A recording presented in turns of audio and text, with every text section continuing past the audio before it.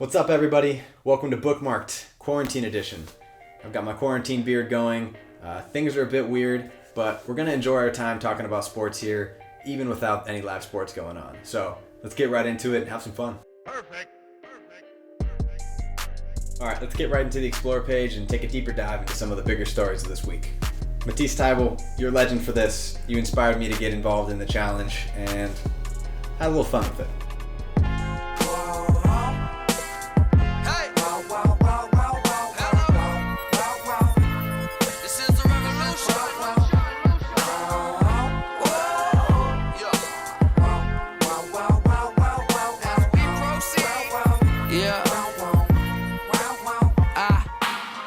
Made a promise to my mama that I'll bless her with some grandkids. She can spoil them, but till then I'm getting dollars. I'm just doing what I gotta. Can a man live? And it's all day.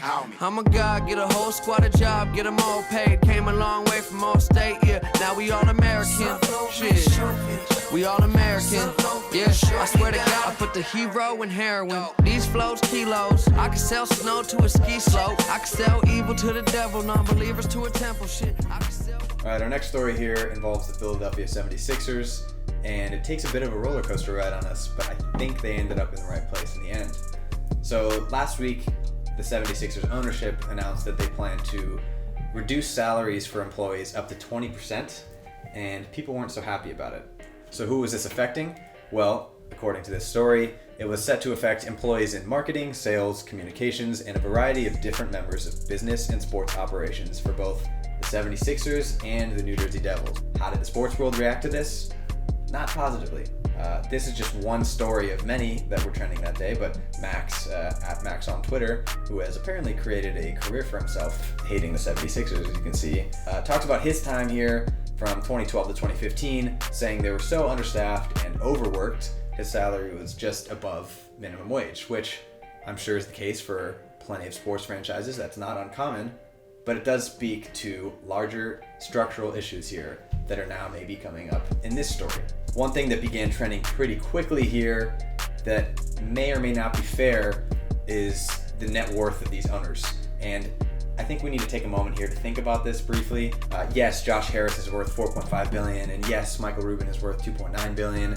That's what they are worth. They do not physically have that money. That is what all of the stuff that they own is worth. So yes, they could sell their whole company and then have that money, but on hand, they do not have that money just to give out to their employees. With that said, they do have plenty of money to spare. So this is probably not the best move from a PR perspective. Yes, you're saving yourself some money, but you're impacting a lot of people who might have needed it more. And we've seen elsewhere in European soccer, players have chosen to take salary cuts themselves. And even here in the US, players are donating money to help these causes. There were other routes that could have been taken that instead the 76ers chose to go this one, and it's not looking great for them. Now, the next day, they released an official statement saying, quote, "After listening to our staff and players, it's clear that was the wrong decision. We have reversed it and will be paying these employees their full salaries." So yes, the backlash was strong enough that the Sixers decided to change their opinion here and pay the employees. Plenty of people came out here, expressed their gratitude for this decision. Let's listen to the MVP AI talk about it. We a team, it's simple as that. The Twitter family, the Twitter team came together here and made an impact on this decision. And I think we need to look at this in what it actually means. Social media in general gets a lot of hate for the negativity that it brings up, and that is entirely fair. There is plenty that goes wrong with social media that needs to be discussed. But there's also positives that come from social media, and this is one such case. For me, this is a win. The Sixers reversed the decision that was widely unpopular because they faced so much backlash that they had to do so. And I think this is a good example of a positive of social media. All the times we talk about the negatives, there are also positives that come along with this. Now, we can maybe confirm that this was a Twitter issue because of a helpful Woj bomb here. He said other teams were monitoring the situation and considering doing so themselves, cutting salaries. But, quote, "No owner wants to log into Twitter and see his net worth trending after announcing this kind of news," end quote. Good job, Twitter, and good job, Sixers. You know what? You messed up. Apparently other people were thinking about this too, but you made the right decision in the end. And for that, I think that's a win for both parties. Only child problems are real. I haven't had this experience because I've got a little brother, but I have tried to entertain myself for a couple hours and it doesn't always go so great. So my man Nate here has figured out a way to keep himself entertained, keeping up his goalie training out in his backyard by himself. And honestly, it's pretty impressive. He's got some skills and he clearly has been doing this for a while. I gotta respect the hustle here. And other people have noticed as well. Watford goalie Ben Foster commented, "What a legend." That's gotta be an incredible moment for young Nate here. Leeds United, his favorite team, getting a quick message in. I mean, this stuff is incredible. Bleacher Report media requests, Declan Pierce. All these different news entities pick this up. As you can see, he's got a bunch of interviews lined up for the next day. His mom has put this out and it blew up overnight. I wish this was something that I knew I could have done as a kid with all those times I've just thrown the ball against the wall by myself. But Nate, good for you, man. This is one of those heartwarming stories I love to see, and I think it's another way that people should keep themselves entertained and stay creative. Good for you, Nate. I hope this worked out for you. All right, it's time to play it forward.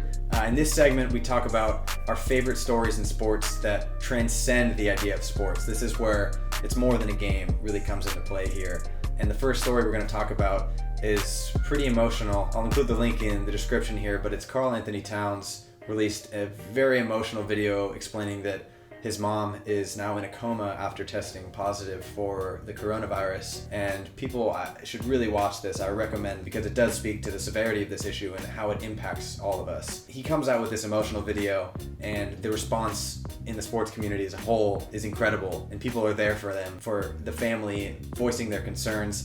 But perhaps the most notable example of this came from a 76er. Again, they're getting a lot of airtime in this. Joel Embiid reached out saying, quote, "We're with you, brother. We'll keep praying," at Karl Towns. For those of you that remember why this is a thing, these two have beef. As you can see here, there's been some eye poking, some punching, and it's kind of a fun rivalry in the league right now. But this is one of those moments that transcend sports. This is what I'm talking about. It's more than a game. This is more than basketball. This is bigger than all of this. This is where the sports community comes together and really cares about each other, because yeah, they may have their rivalries on their court, and I hope they do. It's awesome. But this is more than that. Good for you, Joel, for reaching out. Towns family, we're praying for you. I hope the best for you. We're all in this together. Shea Serrano's the GOAT. Yes, that's right. If you don't know Shea Serrano, you definitely need to.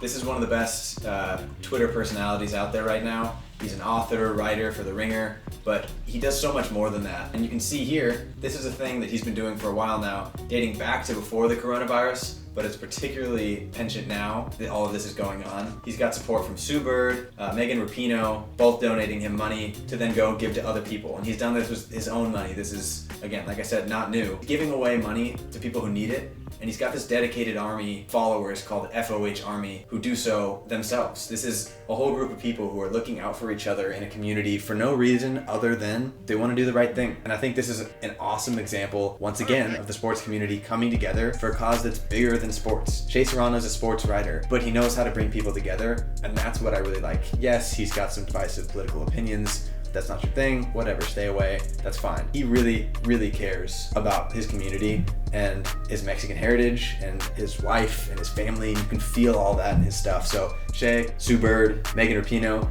thank you for doing what you do. And perhaps the biggest payout of all for you was you got a shout out from Obama. So that's pretty cool. I think you've made it in my book, you made it in plenty of people's book.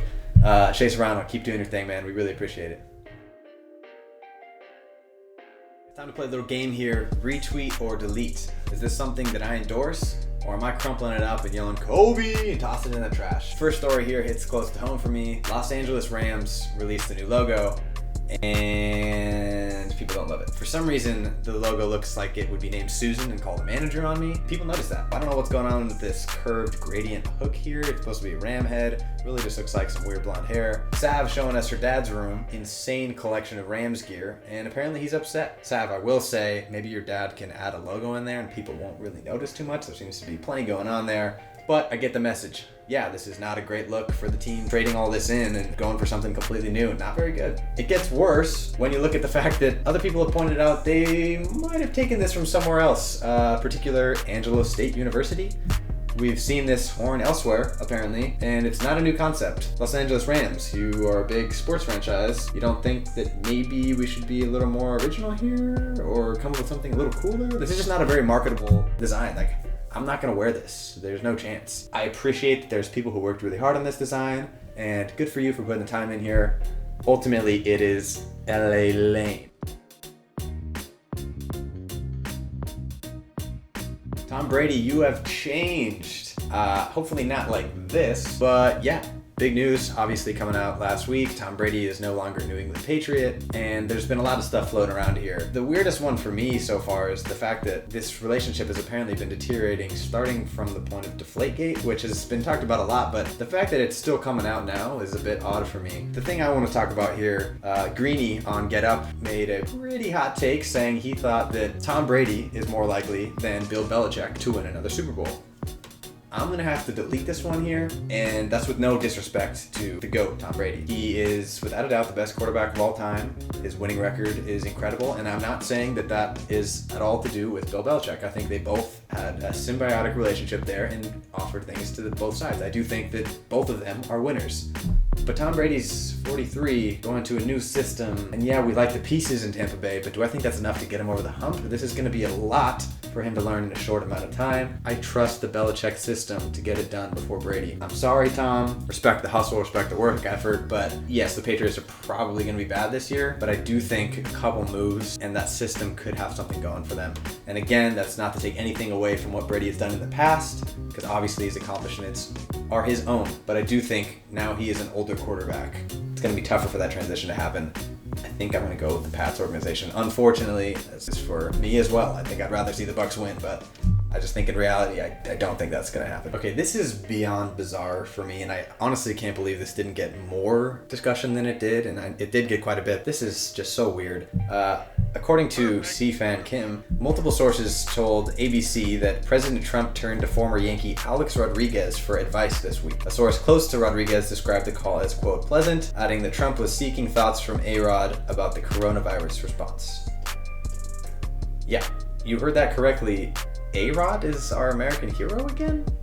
I guess? And yeah, as my buddy Freddie here points out, ARod has been a perfect example of self-isolation in the past with whatever the hell is going on here. I'm not so sure he's my guy for coronavirus updates from the president. How is this a thing? We have plenty of medical experts out there who can do this. I'm deleting this so fast. I mean, look at Steph Curry, who went and had a full conversation with Dr. Fauci here, the man who has been behind the president in all these conversations. How is this happening? I'll include that link in the description so you can watch that full thing because you should, and it is informative and a great way to learn. ARod? We're going to ARod for coronavirus updates? This one's beyond me. This one you can have the full trash can and set it on fire. That I'm deleting this so fast. Good story though. In case you missed it, let's check out some of the other stories we think you should know about. Maybe some of the fun ones from this past week, or if you're a Mets fan, not so fun. Yes, that's right. Jeff Passman reported that New York Mets starter Noah Syndergaard has a torn UCL in his right elbow, and he has since undergone Tommy John surgery. So, in a time when everybody is stuck inside, quarantined, can't do anything, the Mets have managed to lose their star pitcher for the season. That may or may not happen. I don't know. Apparently, he has undergone Tommy John surgery, and everything went as expected. So, once again, as Freddie has pointed out here, everything going as expected for the Mets means he is now missing his arm and it has been reattached to his belt. It's about the most Met thing that we can possibly think of. Most Mets fans, sucks that the MLB season is suspended, but at least nothing dumb can happen for the Mets for a while. Noah Syndergaard, hold my UCL. Yeah, I'm not really too sure how this happened, but Syndergaard hoping for a speedy recovery. Mets fans are most definitely hoping for that because this is actually a fun team. This one, I can't believe this happened. I don't really know what to do with this. I'm just going to play it and you can watch this because this is bizarre.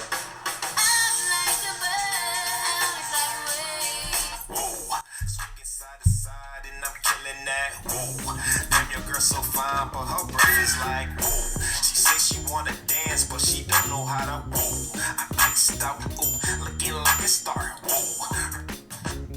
Yeah, that happened.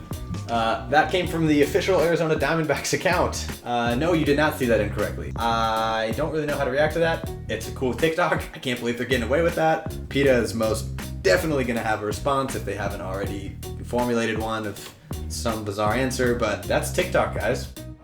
If the season is canceled, Mookie Betts would become a free agent, having never played a game for the Dodgers. I'm sure that's not maybe how it would actually end up working, but this is a horrifying thought as an LA fan. We just traded maybe not as much as we probably should have to get Mookie Betts. I mean, this is supposed to be our future outfielder. This is our chance to win. This is a Dodgers title. Like, what? If we lose Mookie Betts without even getting to utilize him, which I don't think is super likely, but come on. And you couple that with the fact that we had borderline MVP LeBron James going at the same time in LA, and this is tragic consequences here. My Giants friends are texting me daily to remind me, yeah, this is a potential result here, and I don't like this one bit. MLB, please come back, because I need to see Mookie and Belly in the same outfield together. Sheesh. All right, we're going to finish up here with a true tragedy. We missed out on one of the best jersey matchups imaginable. That's right.